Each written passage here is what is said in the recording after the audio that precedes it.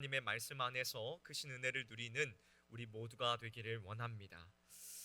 어느덧 2025년도의 마지막 주일을 맞이했습니다. 우리는 보통 한 해를 시작할 때에 부푼 기대와 소망을 가지고 출발하지요. 올해는 참 좋은 일이 많을 거야. 올해는 내 삶이 좀 나아질 거야 라고 다짐하면서 시작합니다. 하지만 막상 한 해의 끝자락에 서서 지나온 날들을 돌아보면 우리의 기대와는 사뭇 다른 결과들을 손에 쥐고 있을 때가 많습니다.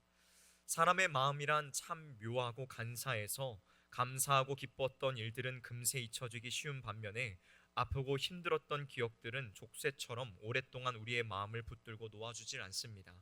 아마 이 자리에 계신 여러분들 중에도 지난 1년 동안 겪었었던 여러 가지 어려움들, 질병의 고통이라든지 가정의 불화라든지 혹은 경제적인 실패와 상실의 아픔 때문에 다가오는 새해를 맞이하는 것이 기쁨보다는 두려움이나 무거움으로 느껴지는 분들이 계실지도 모르겠습니다.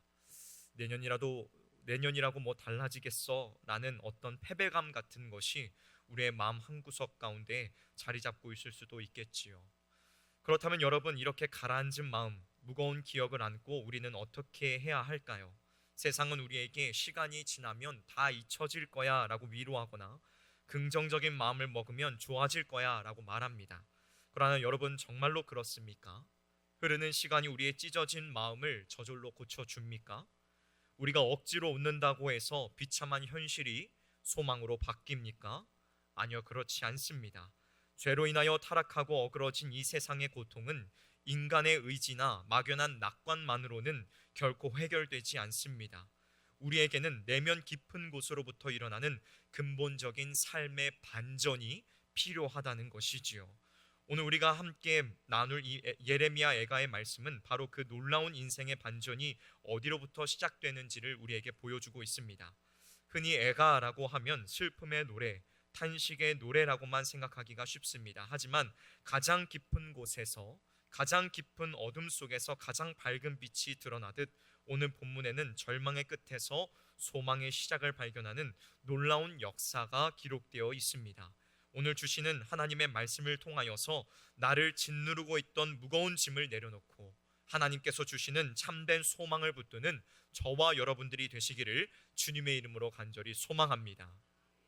먼저 첫 번째로, 반전은 현실을 인정하는 믿음에서부터 시작됩니다.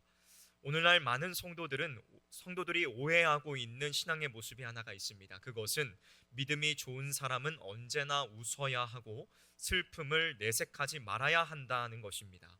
마치 아무런 문제가 없는 것처럼, 나는 상처를 받지 않은 것처럼 하나님 앞에서도 나는 괜찮습니다, 나는 평안합니다 라고 말하는 것을 성숙한 믿음이라고 착각하곤 하지요. 그러나 여러분, 과연 성경이 말하고 있는 믿음이 감정을 억누르고 아픔을 모르는 척 연기하는 것일까요? 아니요, 그렇지 않습니다. 오히려 성경은 자신의 비참한 현실을 하나님 앞에 있는 그대로 토로하는 것이야말로 참된 믿음의 시작이라고 가르칩니다. 오늘 본문 20절을 자세히 보십시오. 예레미야는 내 마음이 그것을 기억하고 낙심이 된다라고 고백하고 있습니다. 여기에서 낙심이 된다라는 말은 원어로 보면 내 영혼이 내 안에서 구부러진다, 무너져 내린다라는 뜻을 가지고 있습니다. 예레미야는 위대한 선지자였지만 자신을 강철 같은 믿음의 소유자로 포장하고 있지 않습니다. 그는 하나님 앞에서 하나님, 내 영혼이 지금 무너져 내리고 있습니다, 견딜 수 없이 괴롭습니다 라고 정직하게 자신의 상태를 인정했다는 것입니다. 여러분, 우리가 믿고 있는 하나님은 우리의 겉모습이나 종교적인 형식을 받으시는 분이 아니십니다. 하나님께서는 우리의 상한 심령을 찾으시는 분이십니다. 그런데 우리는 종종 하나님 앞에서조차 가면을 쓰려고 하지요. 2025년 한 해 동안 겪었었던 실패와 상실감, 남들에게는 말 못할 죄책감과 부끄러움을 은혜라는 이름으로 대충 덮어버리려고 합니다. 하지만 여러분, 덮어둔 상처는 결코 치유되지 않습니다. 골물 뿐입니다. 하나님께서 주시는 반전의 역사는 우리가 하나님, 내가 바로 이러한 죄인입니다, 내가 이토록 아픕니다 라고 인정하며 두 손 들고 하나님 앞에 나아갈 때에 비로소 시작되는 것입니다. 우리의 삶을 주관하시는 하나님께서는 때로는 우리에게 이해할 수 없는 고난과 쑥과 담즙과 같은 시간을 허락하십니다. 이것은 우리가 해결할 수 없는 인생의 문제 앞에서 철저히 무력함을 깨닫고 창조주 되시는 하나님만을 의지하게 하시려는 하나님의 섭리입니다. 그러므로 고난 앞에서 아파하는 것은 믿음이 없는 것이 아니라 인간으로서 당연한 반응입니다. 예수님께서도 십자가를 앞두고 겟세마네 동산에서 내 마음이 심히 고민하여 죽게 되었다고 성부 하나님께 토로하셨지 않으셨습니까? 예수님조차 하나님 앞에 정직하게 고백하였다면 연약한 우리가 무엇을 감출 수 있겠습니까? 사랑하는 성도 여러분, 2025년도를 마무리하는 이 시간, 하나님 앞에 솔직하고 진실된 마음으로 나아가기를 원합니다. 억지로 괜찮은 척 하지 마십시오. 하나님께서는 여러분의 화려한 고백보다 아파서 신음하는 정직한 눈물을 더욱 귀하게 보십니다. 주님, 올 한 해 너무나도 많이 힘들었습니다. 주님, 올 한 해는 너무나도 많은 눈물을 흘렸습니다. 나를 불쌍히 여기소서. 이러한 정직한 고백이 터져 나올 때에 막혔던 담이 무너지고 하나님의 위로가 임하게 될 줄 믿습니다. 이 아침 우리의 꾸미지 않은 있는 모습 그대로의 모습을 주님 앞에 아뢰며 나아갈 때에 진정한 회복의 문이 우리 앞에 열려지게 될 줄을 주님의 이름으로 간절히 축복합니다. 다음 두 번째로, 반전은 기억의 전환에서 일어납니다. 앞에서 우리는 고통스러운 현실을 하나님 앞에 정직하게 인정해야 한다라는 것을 나누었습니다. 그런데 예레미야는 단순히 아픔을 토로하는 것에서 멈추고 있지 않습니다. 본문 21절을 보면 놀라운 전환점이 등장합니다. 뭐라고 하고 있을까요? 이것을 내가 내 마음에 담아두었더니 그것이 오히려 나의 소망이 되었음은 이라고 고백하고 있습니다. 여기에서 예레미야가 마음에 새로 담아둔 것이라고 말하는 것은 방금 전까지 그를 괴롭히던 쑥과 담즙과 같은 고통의 기억이 아니었습니다. 그는 의지적으로 기억의 대상을 바꾸었다는 것입니다. 그가 새롭게 기억해낸 것은 바로 변하지 않는 하나님의 성품이었습니다. 22절의 말씀을 보십시오. 여호와의 인자와 긍휼이 무궁하심으로 우리가 진멸되지 아니함이니이다. 여러분, 여기에서 진멸된다라는 말은 흔적도 없이 완전히 사라진다는 뜻입니다. 당시 예레미야가 처한 상황은 나라가 망하고 성전이 불타는, 그야말로 모든 것이 끝장난 상황이었습니다. 인간적인 눈으로, 시선으로 보면 이미 진멸당한 것이나 다름없었지요. 그러나 예레미야는 그 폐허 속에서 한 가지 영적인 사실을 깨달았습니다. 무엇을 깨달았을까요? 그것은 자신들이 여전히 살아있으며 하나님께서 이스라엘을 완전히 버리지 않으셨다는 그 사실을 깨닫게 되었습니다. 우리가 죄 많은 세상을 살아가면서 여전히 숨을 쉬고 오늘 이 자리 가운데서 예배드릴 수 있는 이유는 우리가 남들보다 의롭다거나 자격이 있어서가 아닙니다. 우리의 죄악된 본성대로라면 우리는 벌써 심판받아 마땅한 자들입니다. 그러나 우리가 진멸되지 않은 유일한 이유는 하나님의 자비와 인자, 긍휼이 무궁하시기 때문입니다. 예레미야는 자신의 고통보다 더욱 크신 하나님의 사랑을 기억해낸 것입니다. 내 상황은 절망적이지만 나를 붙들고 계신 하나님께서는 신실하시다는 사실을 마음에 다시 새겨 넣은 것입니다. 이것이 바로 성도가 가져야 할 기억의 전환인 것입니다. 우리는 본능적으로 나를 섭섭하게 했던 사람, 나를 힘들게 했던 사람들을 생각하면서 괴로워합니다. 하지만 성도는 의지적으로 눈을 돌려야 합니다. 나를 살게 하신 하나님의 은혜, 아침마다 새롭게 부어주시는 주님의 성실하심을 우리는 기억해야 합니다. 특별히 23절에서 이것들이 아침마다 새로우니 주의 성실하심이 크시도소이다 라고 예레미야는 고백합니다. 여기서 말하는 아침은 단순히 해가 뜨는 시간을 의미하는 것이 아닙니다. 캄캄한 밤과 같은 고난의 시간이 지나고 반드시 찾아오게 되는 하나님의 구원의 때를 의미하는 것입니다. 여러분, 하나님께서는 어제나 오늘이나 변함없이 신실하신 분이십니다. 믿으십니까? 우리는 상황에 따라 마음이 수시로 변하고 하나님을 향한 믿음이 흔들리기도 하지만 하나님께서는 단 한 번도 우리를 포기하신 적이 없으십니다. 이 하나님의 신실하심은 예수 그리스도의 십자가에서 가장 확실하게 증명되었습니다. 죄로 인하여 진멸받아야 될 우리를 대신하여 하나님의 아들이신 예수 그리스도께서 십자가에서 모든 진노를 우리 대신 받으셨습니다. 하나님께서는 그분의 아들을 희생시키면서까지 우리를 향한 긍휼을 거두시지 않으셨다는 것입니다. 이 십자가 사랑이야말로 우리가 반드시 붙들어야 할 가장 확실한 소망의 근거인 줄로 믿습니다. 우리가 2025년도를 지나오면서 아무리 힘들고 어려운 일을 겪었다 할지라도 십자가에서 확증된 하나님의 사랑보다 클 수는 없습니다. 사랑하는 성도 여러분, 올 한 해를 보내는 지금, 올 한 해를 보내오면서 여러분은 지금 마음속에 무엇을 담아두고 계십니까? 혹시 여전히 풀리지 않는 문제와 상처받은 기억들을 붙들고 계시지는 않습니까? 이제 그 기억의 자리를 바꾸셔야 합니다.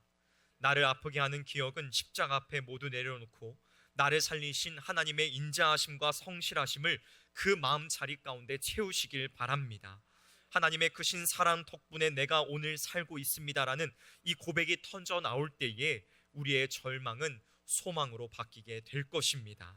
아침마다 새로운 은혜를 주시는 그 주님을 바라보면서 삶의 거룩한 반전을 이루어내는 저와 여러분이 되시기를 주님의 이름으로 간절히 축복합니다. 마지막 세 번째로, 반전은 기다림의 믿음으로 열매를 맺습니다. 우리가 고통을 인정하고 하나님의 은혜를 기억했다면 이제 우리의 삶은 기다림이라는 구체적인 태도로 나타나야 합니다. 오늘 본문 24절에서 예레미야는 절망의 끝에서 아주 중요한 고백을 하지요. 내 심령에 이르기를 여호와는 나의 기업이시니 그러므로 내가 그를 바라리이다. 여기에서 기업이라는 말은 자식들에게 물려주는 유산이나 재산을 뜻합니다. 예레미야가 살던 당시 유다 백성들은 나라를 잃고 재산을 빼앗겨서 빈털터리가 되었습니다. 그들의 손에 쥔 것이 아무것도 없었지요. 그러나 예레미야는 눈에 보이는 재산은 다 사라졌을지라도 하나님께서 나의 재산이시며 하나님께서 나의 유일한 몫이라는 사실을 깨달았습니다. 세상은 우리에게 돈이 있어야 노후가 보장된다, 건강이 있어야 행복하다라고 말하며 눈에 보이는 것을 분깃으로, 유산으로 삼으라고 부추깁니다. 2025년도를 마무리하며 결산을 해볼 때에 통장의 잔고가 줄었거나 건강이 예전 같지 않으면 우리는 마치 내 인생이 실패한 것처럼 낙심하기도 합니다. 그러나 여러분, 결코 그렇지 않습니다. 세상의 재물은 있다가도 없어지는 안개와도 같은 것입니다. 하지만 우리 하나님께서는 영원히 변하지 않는 분이신 줄 믿습니다. 비록 내 손에 가진 것이 적을지라도 만물의 주인 되신 하나님께서 나의 아버지가 되시고 나의 분깃, 나의 기업이 되어주신다면 우리는 이미 모든 것을 가진 자들입니다. 이 믿음이 있는 사람은 상황이 어려워도 조급해하거나 낙심하지 않습니다. 불안해하지 않습니다. 그래서 본문 26절은 우리에게 사람이 여호와의 구원을 바라고 잠잠히 기다림이 좋도다라고 권면하고 있는 것입니다. 여기에서 잠잠히 기다린다는 것은 아무것도 하지 않고 체념한다는 것이 아닙니다. 내 힘으로 상황을 바꿔보려고 발부동 치던 것을 멈추고 하나님의 일하심을 전적으로 신뢰하며 하나님의 때를 기다리는 가장 적극적인 믿음의 행위인 것입니다. 여러분, 우리는 너무나도 조급한 시대를 살아가고 있습니다. 기도하면 당장 응답이 와야 하고 문제가 생기면 내 뜻대로 빨리 해결되어야 직성이 풀립니다. 그러나 하나님의 시간과 우리의 시간은 다릅니다. 하나님께서는 기다리는 자들에게 선을 베푸시는 분이십니다. 하나님께서 침묵하시는 것 같은 시간에도 주님은 보이지 않는 곳에서 우리를 위하여 가장 선한 길을 예비하고 계십니다. 때로는 우리를 다듬으시고 우리의 그릇을 넓히시며 하나님의 영광을 온전히 드러내시기 위해 기다리고 계십니다. 그리고 이 기다림의 끝에는 반드시 구원이 있습니다. 그리고 이 구원은 막연한 기대가 아닙니다. 이미 2000년 전 예수 그리스도께서 십자가와 부활을 통하여 성취하신 승리가 우리 안에 이미 보장되어 있다는 것입니다. 우리는 승패를 알 수 없는 싸움을 하며 기다리는 것이 아닙니다. 이미 예수 그리스도 안에서 승리한 싸움을 싸우며 그 승리가 내 삶의 현실로 드러날 때를 기다리는 것입니다. 그러므로 우리 성도들의 기다림은 허무하지 않습니다. 사랑하는 성도 여러분, 올 한 해의 끝자락에서 혹시 여전히 해결되지 않는 문제들 때문에 답답해하고 계십니까? 내 뜻대로 되지 않는다고 불평하거나 낙심하지 마십시오. 하나님께서는 결코 늦으시는 법이 없으십니다. 하나님이 나의 가장 큰 재산임을 믿고 잠잠히 주님을 바라보십시오.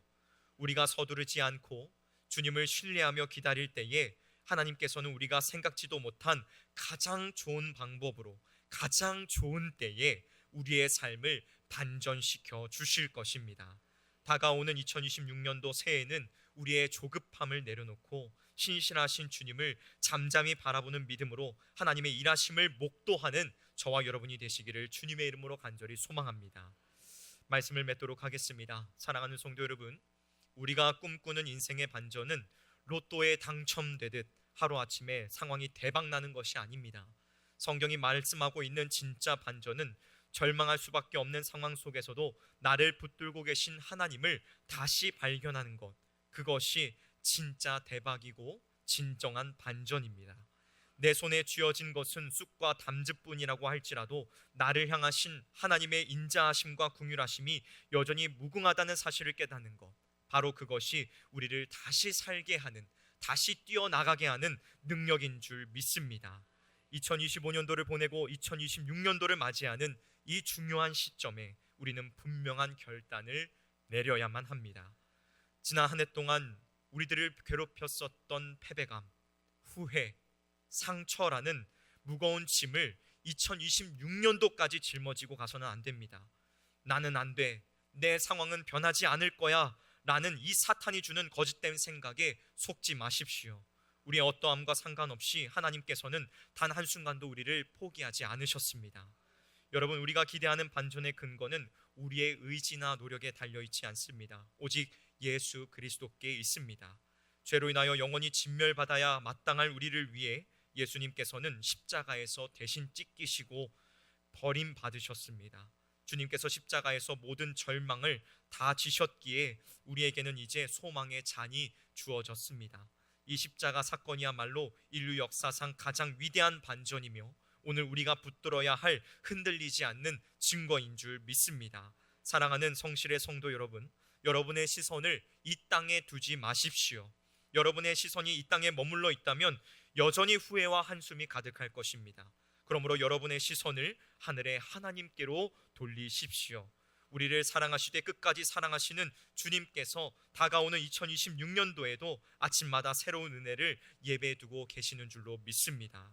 오늘 이 시간 묵은 해의 아픔과 낙심을 십자가 앞에 다 내려놓고 가시기를 바랍니다.